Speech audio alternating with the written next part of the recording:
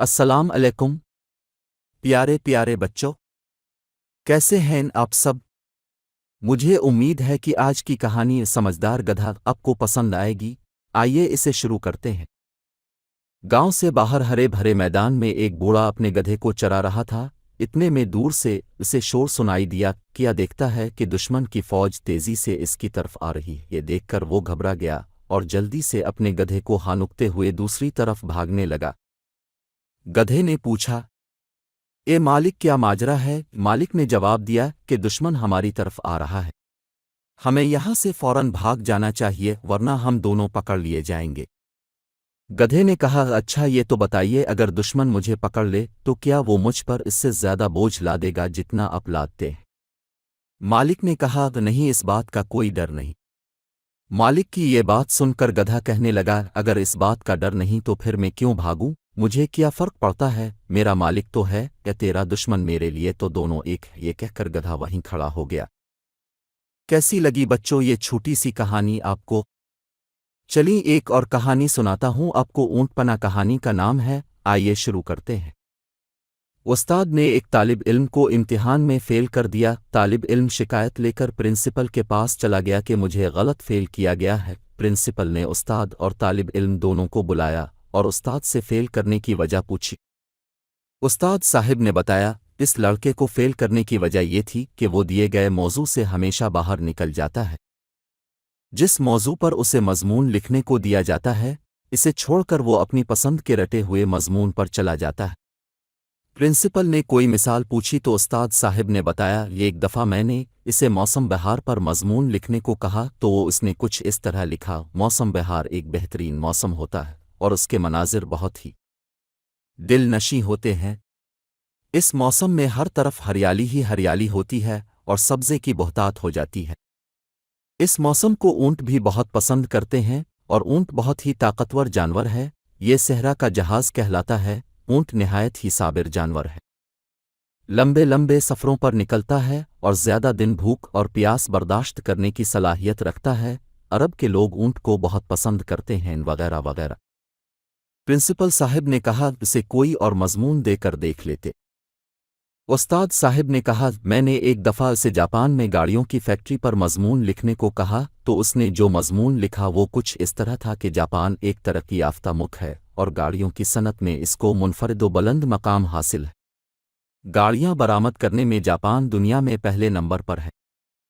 ہمارے ملک میں بھی زیادہ تر گاڑیاں جاپان کی استعمال ہوتی ہیں، لیکن مسئلہ یہ ہے کہ ہمارے ملک میں پیٹرول کی قیمت بہت زیادہ ہے، اس لیے ہمیں چاہیے کہ ہم سواری کے لیے اونٹ استعمال کریں۔ اونٹ بہت ہی طاقتور جانور ہے، یہ صحرا کا جہاز کہلاتا ہے۔ اونٹ نہایت ہی صابر جانور ہے، لمبے لمبے سفروں پر نکلتا ہے، زیادہ دن بھوک پیاس برداشت کرنے کی صلاحیت رکھتا ہے۔ عرب کے لوگ اونٹ کو بہت پسند کرتے ہیں۔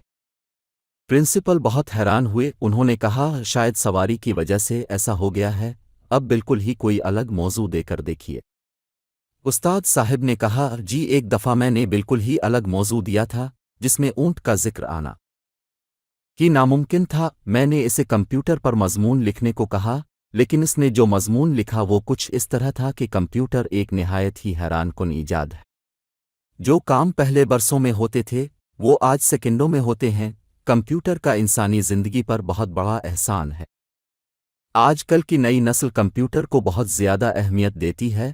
اس کا استعمال زیادہ تر وہ لوگ کرتے ہیں جو تعلیم یافتہ ہوتے ہیں، لیکن جہاں تک غیر تعلیم یافتہ طبقے کا تعلق ہے وہ کمپیوٹر پر توجہ نہیں دیتے کیونکہ وہ دوسری سرگرمیوں میں مصروف رہتے ہیں، بالخصوص صحراؤں میں جو بددور رہتے ہیں۔ ان کو کمپیوٹر کے بارے میں کچھ نہیں معلوم، لہٰذا اسے علاقے میں لوگ زیادہ تر وقت اونٹ کے ساتھ گزارتے ہیں۔ اونٹ بہت ہی طاقتور جانور ہے، یہ صحرا کا جہاز کہلاتا ہے، لمبے لمبے سفروں پر نکلتا ہے اور زیادہ دن بھوک پیاس برداشت کرنے کی صلاحیت رکھتا ہے۔ عرب کے لوگ اونٹ کو بہت پسند کرتے ہیں۔ پرنسپل صاحب نے یہ سن کر کہا، پھر تو آپ نے ٹھیک فیل کیا۔ پھر طالب علم سے کہا، میں تم کو ایک اور موقع دیتا ہوں، تم یہیں بیٹھ کر مضمون لکھو جو موضوع سے آدیر الفادیر نہ ہٹے۔ طالب علم مان گیا اور پرنسپل نے اسے روڈ ایکسیڈنٹ پر مضمون لکھنے کو کہا۔ طالب علم نے یوں لکھا، یہ ایک دفعہ میں ریاض سے مکہ جا رہا تھا۔